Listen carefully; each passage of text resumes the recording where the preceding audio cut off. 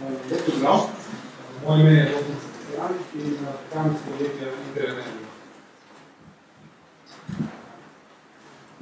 Glavnem, iz vidika vodje projekta prikazal pripeljavo nekakšne digitalizacije v naše delovno okolje. Prav 10 skupini Interenergo, sicer mi smo skupine Kelak, ukvarjamo se z trgovanje tehnologijo, z investicami v izgledne objekte in z zastavljanjem tehnično nagrajenih stavkov in industrijskih objektov, pomenovanih ESA. Prisotni smo v 210 državah in, kot bi naprej pokazal, naše investicije so trajne narave. Torej, dejansko pridemo na določeno državo, dobimo koncesijo in v roku nekih 2-3 let zgradimo objekt in ga tudi pravimo za razlogi koncesije. En primer takega našega objekta je City, mladi elektrarni, ki je rešenica objektov, kot so zajeti Slovnica in linijskega dela, ki je cevovod. To so premeri od 1,3 pa do 2,8 metra, dolžine od 3 do 6 km. Posebnost naših projektov je gradbeni del, ki je običajno najbolj kritičen delom in posvečamo največ pozornosti. Osnovni del je parcelno razgradljiv, tudi strukturni ljudi, ki sodelujejo na teh projektih in nivo ljudi je dosti bolj organiziran in se da z njimi dejansko tudi lažje operiti. Okolje običajno, če te govorimo o tej digitalizaciji, vidimo, je precej nezainteresirano mnogo za novosti. To so v bistvu večinoma se ukvarjamo z investicijami na področju bivše Jugoslavije, torej Sivne. Zgradili smo elektrarne, tudi sem povedal, v Republiki Srpski, torej v Bosni, v Federaciji, na Kosovu, tako smo prisotni v Črni gori in so v bistvu okolje malo različno od našega. Dinamika projekta se zelo spreminja, kar pomeni, da lahko štartaš zelo obljubljajoč, zgleda na začetku, dosti obljub, dosti posebej, tako da dejansko se moraš imeti prilagajati tudi menjavati izvajalce, sam stopiti kot izvajalec notri v projekt, čeprav se dejansko investitor, čeprav financiraš tam, na koncu se znajdeš v situaciji, da sam koordiniraš obrtniška, inštalacijska dela, iščeš recimo avtoprigado. Gradnje. Kot sem povedal, v času gradnje tudi zamenjamo pravilno več izvajalcev. Cilj je bil, da nekako uvedemo neko enostavno digitalizacijo, zdaj ko se pogajanja prave razprovajna in pogoj gradnje tudi eno težko. In to vse skupaj za en projekt. In bom pokažem po primer.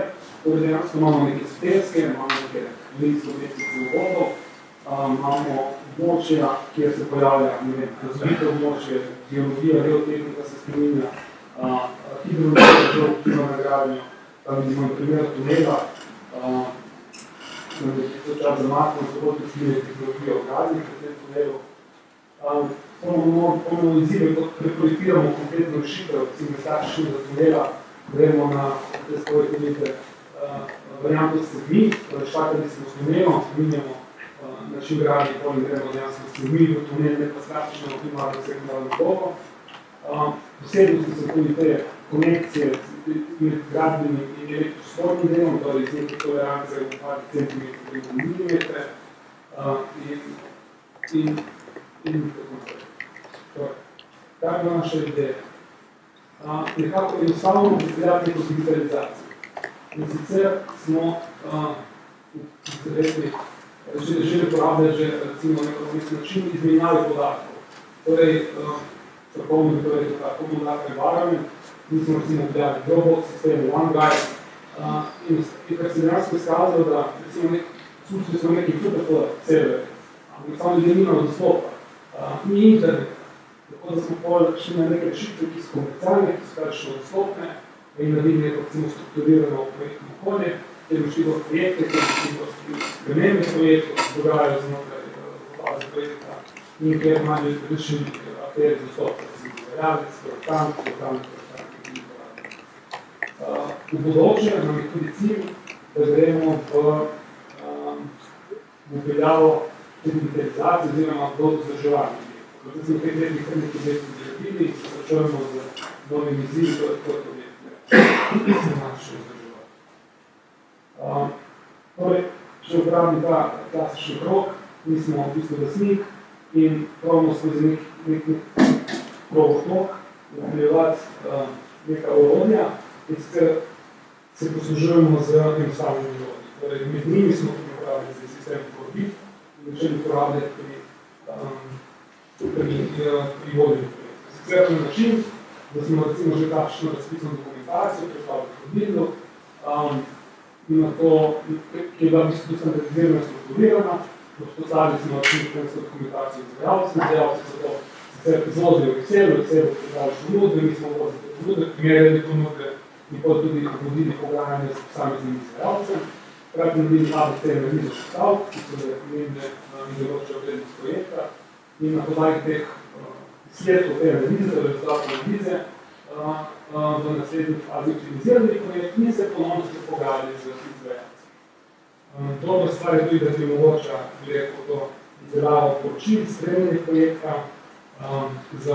za upravo in tako imenovanje, kot sem pravil, tiste barve semaforčki, to smo mi že ponudili, smo že vodili v Excelu in se nam zdi dobra ideja. Tako da finančna uprava oziroma lastnik želi na kratek in hiter način množice projektov videti, kje je na projektu. Zelena, je rdeča, razumujemo, da smo obdobali kakorkoli. In to ti dejansko Forbit tudi omogoča, torej so ljudi znotraj prikaz ABC analize, glavne postavke so namestili v Excel in poleg z različnimi izvajalci delaš na glavnih pozicij. Dejansko pišeš optimizacijo na projektu, zakaj so določeni zagredni zadnji, kaj je najbolj rešitev, poščeš projektant, ko dejansko najde optimalnejše rešitev in tako dejansko vodiš proces.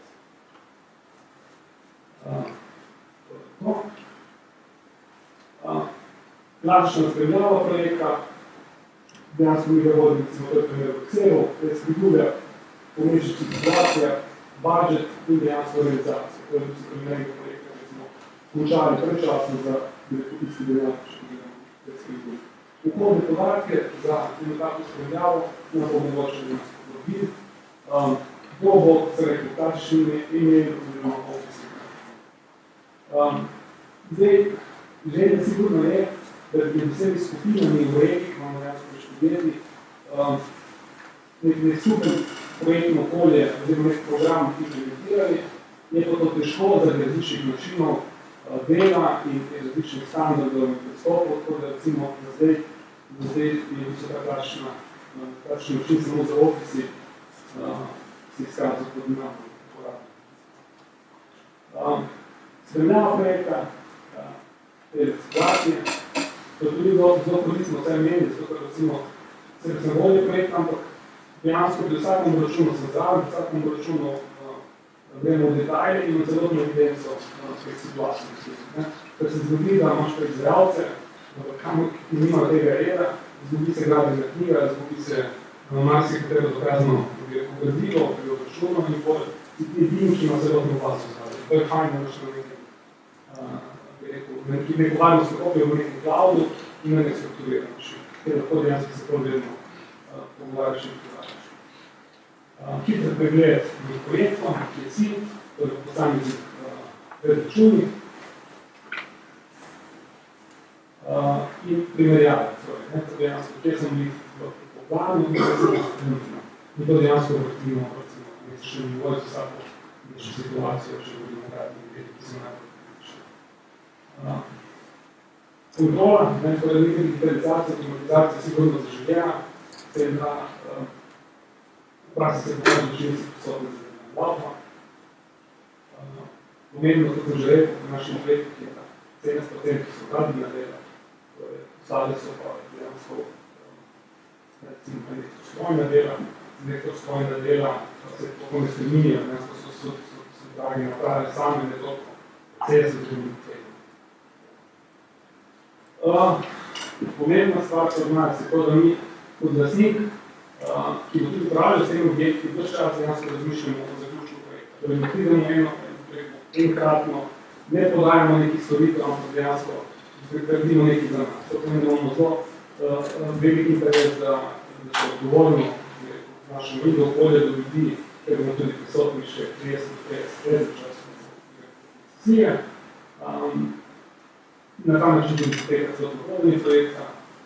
Zaključek projekta se odvije hitro zaradi nekaj analitike v zadnje, zaradi spremljave projekta, ne vlečemo od projekta početi po računu. In drugi, oziroma zelo pomembni cilj obratovanja, da nam vsak zgodjen dan nam dejansko dobesedno užira prihod. To je zaključek, so to se slike na vprašanje projektov. To je to.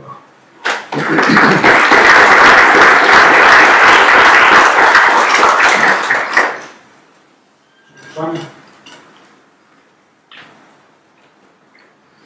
Morda, če se vidimo, da se nekaj ocenke procesualne, spremljate pa zaljube, da je ta objekt čas obratovanja. Ja. Razmišljajo v tej smeri. Dejansko drugo poteka nek razvoj za nas.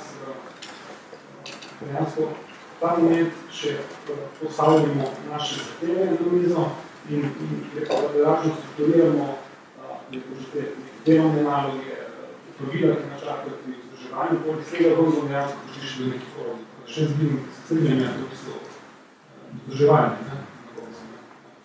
To ja, delamo. Je ta projekt je projekt. Nekaj zanima, vi ste povedali organizacijo, kakšne povratno dobra investicije, tako malo elektrarne nekaj organov. Ja, povratna doba takih teoretično zahtevna povratna doba je 12 do 15 let. V praksi je pa, ker so to precej tvegana okolja, za zdaj nam je kar uspelo na te dobe dobiti. Se tudi zgodi kakšen projekt, da je daljši.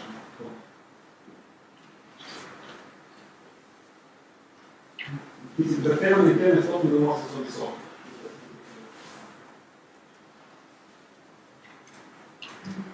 Novinarec Lejsko za take stanovanjske poslovne stavbe tudi že uporabljate to? Ne, ker sem mislil, da je prvi, ki sem začel da sem konkretno trudil implementirati v svojem delu. Je pa želja, da bi bilo še ljudi fanti z drugega tega srebra želj uporabljati. Oni imajo bolj problem, ki se pogovarjali, da oni delajo proti zgodniki. Zdaj, vsako neko posebno orodje, za katero tudi na strani izvajalca, da ti sledi. In zdaj, recimo, vrtniki ima toliko dela, da ti izvajalci da enostavno močejo, ali pa se nisi močil po programi. In isto se jaz rečujem. Jaz predvsem moram sam voditi, ker se tudi pravi zainteresiranega izvajalca. Če zdaj imam neko veliko skupino, nekaj štabah, predno ima organizacijo za sabo, ki zna to prijati, je pa to za nas običajno finančne razpredljivo. Narušiti finančno slikovanje. Imamo vprašanje še nekaj. Ja. Ta projekt, ki ste v Zagrebu, jaz sem mislil, začel v Zagrebu, da to upravlja popisano naprej. Ste imeli približno kaj narejeno, bilno, ali je to klasičen projekt? Ne, klasičen. Klasičen projekt sem vzpravljal. Razmišljamo potem, da bi šli na nek